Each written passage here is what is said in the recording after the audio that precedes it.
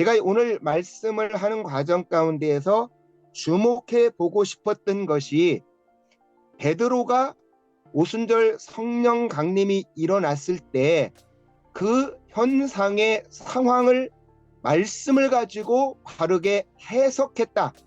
우리가 다 아는 얘기지만 거기를 주목해 보고 싶었습니다. 앞에 보시면 다 나와 있지만 오순절날 성령 강림한 그 모습을 보면서 모든 사람들이 동일하게 기뻐한 것이 아니고 거기 13절에 보니까 12절 13절에서 다 놀라며 당황하여 서로 이르되 이 어찌 된 일이냐 하며 어떤 이들은 조롱하여 이르되 그들이 새술에 취하였더라 하더라. 바로 여기서 보니까 오순절날 성령 강림해서 우리가 흔히 말하는 15개 방언으로 말하는 이야기를 듣고 사람들이 너무나 놀라고 당황해했다고 그랬습니다. 이 일이 그들에게 이해가 되지가 않는 것이죠. 어찌 보면 처음 있는 일이고 정말 너무나 놀라운 일이었습니다. 거기다가 또 한 면의 사람들은 그들을 조롱하면서 저들이 술에 취해갖고 횡설수설한다고 지금 조롱하고 있는 그런 상황입니다. 제가 아까 말씀드렸던 게 한국 교회의 상황, 정말 우리는 어떻게 여기를 해석하고 한국 교회에 나아갈 방향을 어떻게 제시할 수 있을까 하는 것이 바로 저희한테 무겁게 다가오는 질문이었습니다. 한국 교회의 가장 한 복판에서 정말 이렇게 말씀을 빗나가 버리는 일들이 발생하고 있는데 우리는 이 한국 교회 전체를 과연 어떻게 해석할 거며 이걸 어떻게 극복해 나가서 정말 복음의 본질로 돌아가고 하나님이 기뻐하시는 교회로 회복될 수 있을까 하는 그런 무거운 마음이 다가왔습니다. 베드로가 그렇게 사람들이 당황해하고 어떻게 해야 될지를 모르고 한쪽에서는 그를 조롱하고 있을 때 베드로가 일어나서 설교를 시작했습니다. 저는 지금도 이 설교를 읽어보면서 정말 베드로가 거기서 오순절날 그 성령이 임하는 현장에서 앉아 있다가 갑자기 일어나 갖고 이 설교를 할 수 있을까? 정말 이거는 성경을 한참 연구해도 이게 오순절 성령 강림 사건이 요엘서의 성취라고 하는 것을 알기가 쉽지 않을 것 같은데 제가 볼 때는 결국 성령님께서 그렇게 베드로의 영안을 열어주셔서 이 구약 성경의 성취라고 하는 것을 바르게 볼 수 있는 영안을 열어주었다. 그래서 정말 우리가 하나님 앞에 날마다 기도하면서 성경 말씀도 올바르게 해석할 수 있는 영안이 열려지고 더 나아가서는 그 말씀에 의존해서 우리가 당면하고 있는 현실을 어떻게 해석할 것인가를 정말 영안을 열어주지 않으면 우리가 어떻게 잘못될 것인가 하는 두려움이 저의 가슴속에 밀려왔습니다. 그래서 바로 오순절날 베드로가 일어나서 성령께서 영적인 눈을 열어주셔서 사람들은 당황해하고 있고 어떤 사람들은 조롱하고 있을 때 이 일이 조롱할 일도 아니고 당황할 일도 아니고 정말 놀라운 하나님의 약속의 성취라고 하는 것을 설명해 주었습니다. 그들 앞에도 지금 이렇게 하늘에서 급한 바람, 강한 바람이 불고 온 불의 혀가 같이 갈라지고 15개 나라의 방언이 터져나와서 바로 마지막에 하나님의 큰 일을 설명했는데 이 일은 이미 구약의 선지자들이 구약의 선지자인 요엘이 설명한 거라는 거예요. 그래서 그 앞에 말하고 있습니다. 베드로가 11 사도와 함께 서서 소리 높여 이르되 유대인들과 예루살렘에 사는 모든 사람들아 이 일을 너희로 알게 할 것이니 내 말에 귀를 기울이라. 저는 정말 저 자신도 학교에서 가르치고 있습니다만 우리가 세상 사람들에게 기독교의 복음을 바르게 알게 해야 될 것이고 오늘의 우리의 삶의 주변에서 일어나는 상황들을 정확하게 해석할 수 있는 그래서 사람들로 하여금 당황해하지 않고 더 나아가서는 조롱하는 사람들에게까지라도 이 일의 본질을 명확하게 알려줄 수 있는 영적인 능력을 하나님께서 우리에게 부어주시기 원하고 정말 우리가 그런 능력을 갖고 학생들을 가르쳐야 되겠고 설교를 해야 되겠고 아니 우리가 평범한 일상의 삶 가운데에서도 그렇게 살아갈 수 있어야 되겠다는 생각을 해봅니다. 그래서 베드로가 바로 내가 너희로 하여금 이 일을 알게 할 거다. 이 일을 알게 할 거다. 라고 하면서 해석을 시작을 했습니다. 그러면서 하는 얘기가 때가 제3시니까 너희 생각과 같이 이 사람들이 술에 취한 게 아니다. 뭔가 취해서 횡설수설하는 것이 아니다. 그리고 그가 말하는 게 바로 여기서 지금 일어나는 이 일은 요엘 선지자를 통해서 말씀하시는 것이 성취되는 현장이다. 하나님의 말씀이 성취되는 현장이어서 하나님께서 말세에 말씀하시기를 내가 내 영을 모든 육체에게 부어 주어서 너희 자녀들은 예언하고 너희 젊은이들은 환상을 보고 너희 늙은이들은 꿈을 꿀 거다. 그래서 결국은 여기서 지금 일어나는 일이 하나님께서 이미 요엘 선지자를 통해서 분명하게 약속하신 그 일이 성취되는 거라는 것이죠. 그렇게 해서 바로 오순절 성령 강림 사건이 요엘의 성취, 그 예언의 성취라고 하는 것을 말씀하면서 21절의 마지막에 누구든지 주의 이름을 부르는 자는 구원을 받으리라 말씀했습니다. 누구든지 주의 이름을 부르는 자는 구원을 받는다. 저는 여기까지 왜 연결을 했을까? 결국은 성령 강림 사건이 결과적으로 예수님과 연결시키려고 하니까 바로 누구든지 주의 이름을 부르는 자는 구원을 받을 것이다. 바로 성령님께서 오셔서 올바르게 가르쳐주는 분이 누구냐? 주를 깨닫게 하는 거라는 거죠. 바로 예수님을 올바르게 깨닫게 하는 거다.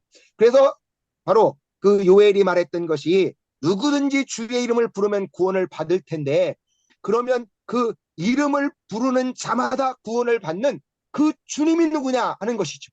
그래서 베드로는 22절 이하에 바로 오순절 성령 강림 사건이 일어나는데 가장 핵심 인물이 바로 예수 그리스도라고 하는 것을 선포하면서 그 예수 그리스도와 오늘 성령 강림이 어떻게 연결되어 있는지를 설명을 하고 있습니다. 그래서 결국 저는 베드로가 설교하는 내용이 두 가지라고 생각되어집니다. 첫 번째 가장 중요한 것은 어찌 보면 오늘날 우리가 가장 두려운 게 사람들의 죄를 지적하는 걸 두려워합니다. 요즘 사람들이 죄라는 말을 듣기도 싫어하고 정말 요즘 모든 사람들은 다 자기가 듣기 좋은 얘기만 듣기를 원하는 것이죠. 그런데 바로 베드로는 거기 앞에 있는 그 회중을 향해서 그들이 무슨 죄를 범했는가를 정확하게 지적을 했습니다. 22절에 먼저 이스라엘 사람들아 이 말을 들으라. 너희도 아는 바와 같이 하나님께서 나사렛 예수로 큰 권능과 기사와 표적을 너희 가운데 베푸사 너희 앞에서 그를 증언하셨느니라. 예수님도 이 땅에 오셔서 우리가 다 아는 대로 자신이 하나님의 아들이라고 말씀하신 적이 한 번도 없습니다. 예수님은 나는 인자로 왔다. 내가 바로 인자로 온 것은 성김을 받으려 한 것이 아니고 성김을 받으러 왔다는 거죠. 근데 예수님은 오셔서 병자도 고치시고 여러 가지 이적도 행하시고 말씀을 선포하시면서 원했던 것은 자기가 그렇게 병 고치고 기적을 행하고 모든 걸 행하고 궁극적으로 하나님의 진리를 명확하게 풀어 설명하는 걸 보고 사람들이 제자들이 자기가 누구인지를 명확하게 깨닫기를 원하셨습니다. 우리가 다 아는 대로 아마 어느 정도 1년인지 2년인지 사역하신 다음에 가이사라 빌립보에 가서 제자들에게 묻는 거죠. 사람들이 나를 누구라고 하더냐? 그러니까 뭐 엘리야라고 합니다. 선지자라고 합니다. 예수님은 그거에 전혀 만족할 수가 없었습니다. 그래서 물으시잖아요. 너희는 그럼 나를 누구라고 하냐? 그러니까 그때 바로 베드로가 주는 그리스도시요 살아계신 하나님의 아들이십니다. 그러니까 예수님이 너무 기쁘셨어요. 바요나 시므나 내가 복이 있도다. 그런데 이를 알게 한 거는 권력이 아니고 바로 하나님 아버지께서 알게 하셨다라고 그렇게 말씀을 하셨습니다. 결과적으로 예수님께서 원했던 건 이 세상의 모든 사람들이 바로 자신을 하나님의 아들, 더 나아가서는 바로 하나님이신 거를 깨닫기 원하셨는데 여기도 22절에 말하는 거죠. 베드로가 하는 것도 이스라엘 사람들아 이 말을 들으라. 너희도 아는 바와 같이 하나님께서 나사렛 예수로 큰 권능과 기사와 표적을 너희 가운데 베푸셔서 너희 앞에서 그를 증거했다는 겁니다. 바로 예수님이 하나님의 아들이시고 그리스도시고 더 나아가면 하나님이시라고 하는 것을 증거를 했는데, 그런데 23절에 뭐라고 했습니까? 그가 하나님께서 정하신 뜻과 미리 아신 바대로 내어준 바 되었거늘 너희가 법 없는 자들의 손을 빌려 못 박아 죽였다. 바로 그 앞에 있는 이스라엘 백성들을 향해서 너희가 하나님께서 증거하는, 너희 앞에서 그를 증언했는데 하나님께서 그렇게 하나님의 아들이시라고 하는 것, 그리스도라고 하는 것 그렇게 증언을 했는데도 불구하고 그거를 거부하고 바로 너희가 법 없는 자들의 손을 빌어 못 박아 죽였다는 겁니다. 바로 그 이스라엘 백성들의 죄를 분명하게 지적을 했습니다. 어쩌면 오늘날 저를 포함한 모든 사람들이 사람들 앞에서 가장 하기 두려워하는 것, 이 세상의 죄를 두려워하기, 지적하는 걸 두려워하고 죄에 대해서 말하지 않고 그렇게 되어지기 때문에 죄를 깨닫지 못하는 어쩌면 그런 현상이 일어난지도 모르겠습니다. 그래서 바로 베드로는 이제 그들의 죄를 분명하게 지적하면서 동시에 다시 한번 하나님께서 그렇게 권능과 기사와 표적으로 너희 가운데 증언했던 그분이 누구인지를 다시 한번 말씀하고 있습니다. 그래서 바로 너희가 못 박아 죽였지만 24절에 하나님께서 그를 사망의 고통에서 풀어 살리셨으니 이는 그가 사망에 매여 있을 수 없습니다.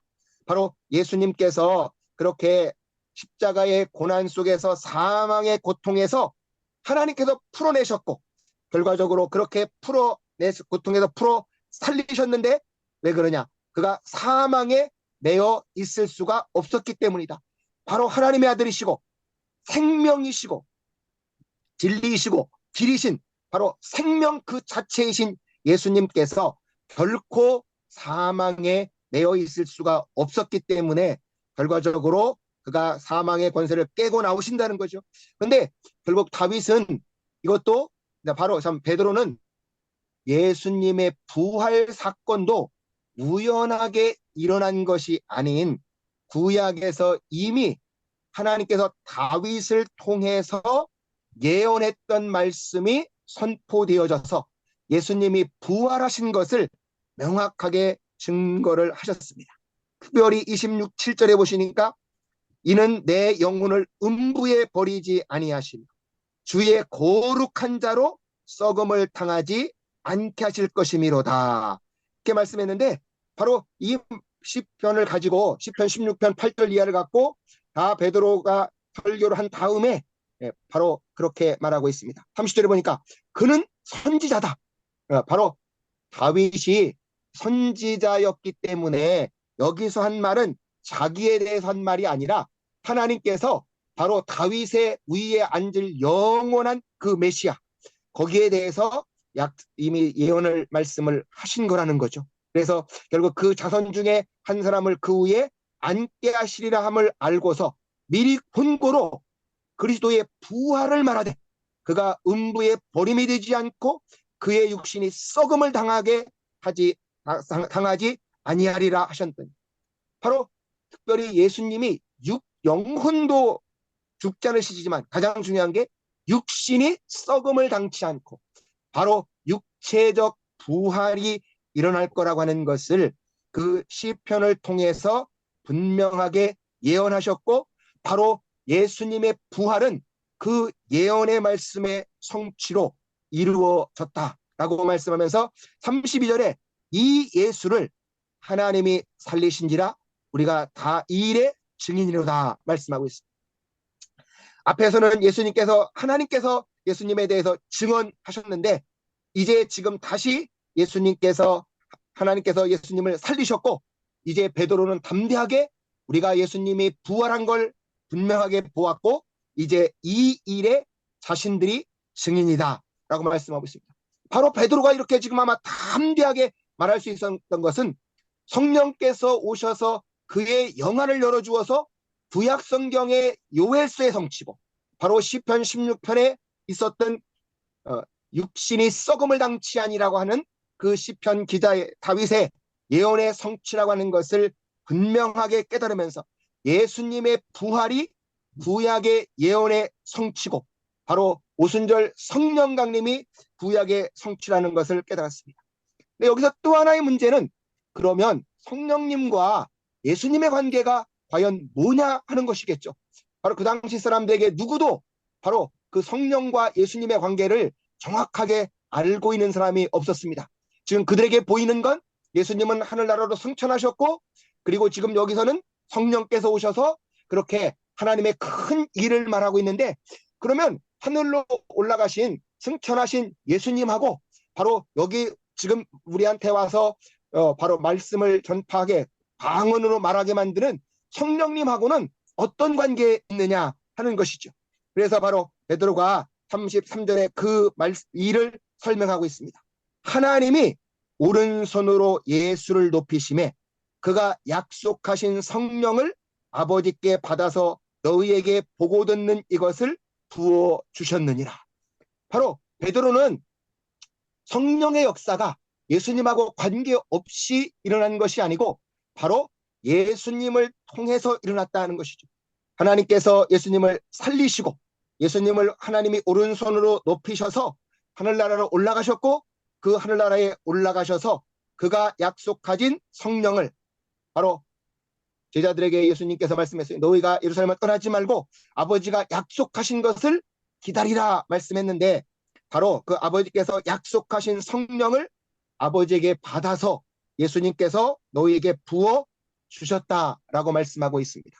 결국은 성부 하나님에게서 성령이 나오시는데 여기서는 바로 아들을 통해서 이제 그 성령께서 이곳에 임하신다라고 설명을 하고 있습니다.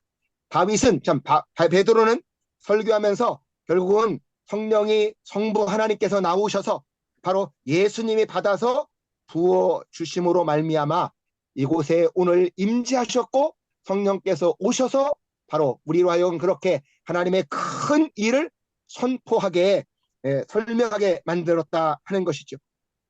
그래서 결국은 바로 그 아까 말씀했던 대로 이 11절에 가보시면 그레데인과 아라비아인들이라 우리가 다 각 나라 언어로 각 언어로 하나님의 큰 일을 말함을 듣는도다 그랬는데 결과적으로 보면 베드로의 이 설교도 하나님의 큰 일, 하나님께서 바로 구원의 역사를 이루어 가시는 큰 일을 설명하는 설교라고 생각되어집니다. 우리가 다 아시는 대로 바로 헤르만 바빙크가 하나님의 큰 일이라고 하는 책을 썼는데 바로 그 큰 하나님의 큰 일이 하나님께서 구원의 역사를 어떻게 풀어가시는지 그걸 설명하는 책이었습니다. 그러면서 베드로는 마지막으로 말한 것이죠.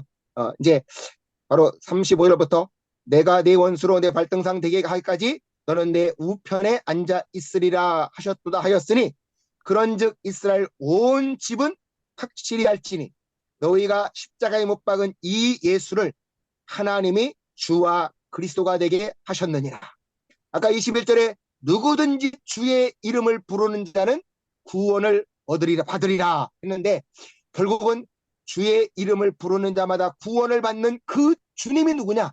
바로 이스라엘 백성들아 너희가 십자가에 못 박혀 죽였던 예수님 그분이 바로 다시 부활하셔서 하나님께서 하나님 우편으로 올리신 주님이시면서 동시에 바로 그리스도 기름 부음 받은 자가 되게 하셨다라고 말씀하고 있습니다.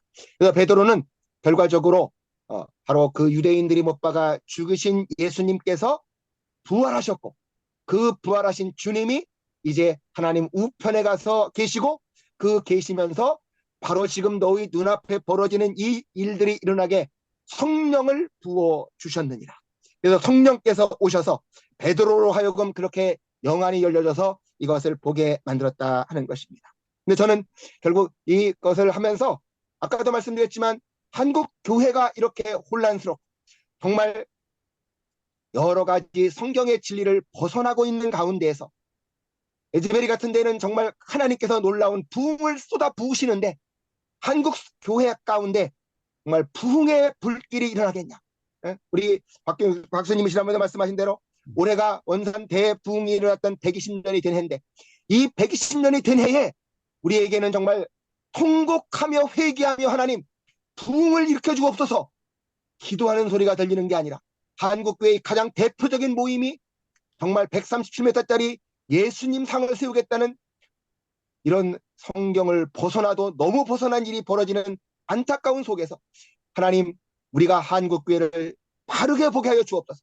한국교회가 일어나는 현상을 우리가 바르게 보게 하시고 정말 하나님 우리들의 죄를 우리가 정확하게 지적하여 가게 주옵소서. 아까 베드로가 바로 여기 앞에 모여있는 이스라엘 그 백성들 향해서 너희가 법 없는 자들의 손을 빌어서 정말 그를 십자가에 못 박혀 죽였다. 그들의 죄를 분명하게 지적하고 그 죄가 분명하게 지적되었을 때 그들이 여기 37절에도 그들이 이 말을 했고 마음에 찔려 베드로와 다른 사도에게 물어 이르되 형제들아 우리가 어찌할꼬 하며 탄식하며 회개했습니다.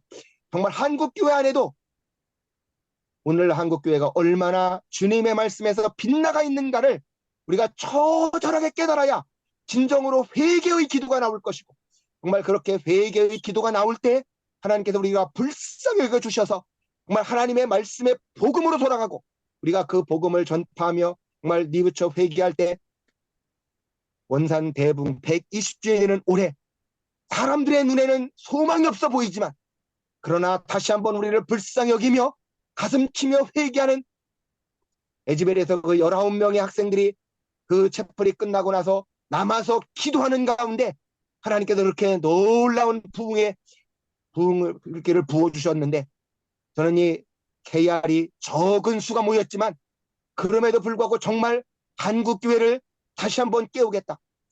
1907년 평양 대부흥을 깨웠듯이 하나님 한국교회를 우리가 다시 한번 깨우기 원해서 말씀으로 돌아가게 하여 주옵소서.